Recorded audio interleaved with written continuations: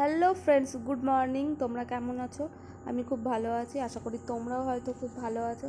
আজ অনেক দিন পর নিয়ে এলাম একটা নতুন ভিডিও। আর আজ আমি রান্না করতে চলেছি লাউয়ের তরকারি। সো ইউটিউব দেখে আমি দেখে নিয়েছি কীভাবে লাউয়ের তরকারি রান্না করতে হয়। সেই অনুযায়ী আমি লাউগুলোকে ছোট ছোট করে টুকরো করে কেটে নিলাম।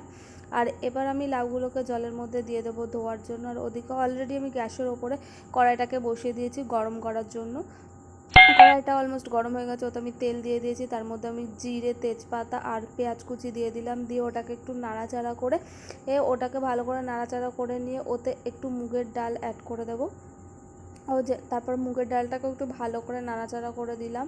তারপর ওতে একটু লবণ আর লঙ্কার গুঁড়ো দিয়ে দিলাম। ওটাকে নেড়ে নিলাম আরও একটু। এদিকে আমার ভাতটা অলমোস্ট হয়ে এসেছে। তারপর লাউটা ধুয়ে প্লেটে তুলে নিলাম। এবার লাউটাকে কড়াইতে দিয়ে ভালো করে নেড়ে চেড়ে ওতে একটু লবণ, ওটাকে আগে ভালো করে খুব ভালো করে নাড়বো। নেড়ে চেড়ে ওটার মধ্যে আমি একটুখানি লবণ মিশিয়ে দেবো স্বাদ মতো। এবার ওটাকে আবার নাড়াচাড়া করে নেব। নিয়ে ওটাকে আবার একটুখানি সামান্য লবণ দেবো, ঠিক আছে?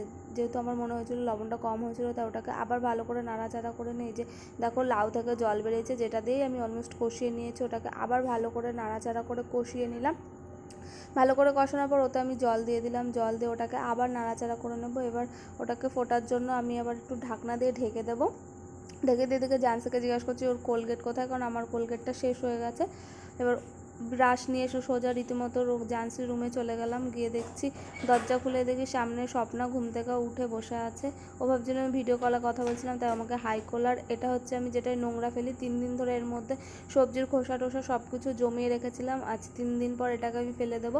আর আমরা এই জায়গাটায় ফেলি, এখানে আমরা সব নোংরা ফেলি, সব মেয়েগুলো এখানটায় নোংরা। আর এদিকে আমি নোংরা ফেলে হাতটা ধুয়ে এসে তাড়াতাড়ি করে তরকারিটা আবার নেড়ে চেড়ে দেখছি যে আলুগুলো গলেছে কিনা ভালোভাবে। তারপর যখন দেখলাম হ্যাঁ সব কিছু গলে গেছে, তারপর আবার একটু নাড়াচাড়া করে নিলাম। তারপর আমি ঘটি না বাঙাল ঠিক জানি না, কিন্তু তাও রিয়া বলে যে রান্নার নামানোর একটু আগে ওতে একটুখানি চিনি দিতে, তাই ওর কথা মতো আমি একটুখানি চিনি মিশিয়ে দিলাম। দিয়ে ওটাকে নাড়াচাড়া করে একটুখানি টেস্ট করে দেখবো যে ওটাতে নুনটা ঠিকঠাক হয়েছে কিনা। টেস্ট করে দেখলাম না, নুনটা ঠিকঠাকই আছে। তারপরে এই জন্য আমি আবার নাড়াচাড়া করে গ্যাসটা অফ করে দিয়ে ঢাকনা দিয়ে দিলাম। দিয়ে আমি স্নান করতে চলে গেলাম। এবার আমি স্নান করে চলে এলাম, এসে ভাতটাকে টিফিন বক্সে ভরে নিলাম। অলরেডি এদিকে আমার একটু লেট হয়ে গেছে, যার জন্য আমি তাড়াতাড়ি করছি। তাড়াতাড়ি করে তরকারিটাও ভরে নিলাম। নিয়ে এবার তাড়াতাড়ি করে আমি রেডি হয়ে আবার পুজো দেব। পুজোটা দিয়ে ঝটপট করে রেডি হয়ে বেরিয়ে গেলাম আমি ডিউটিতে।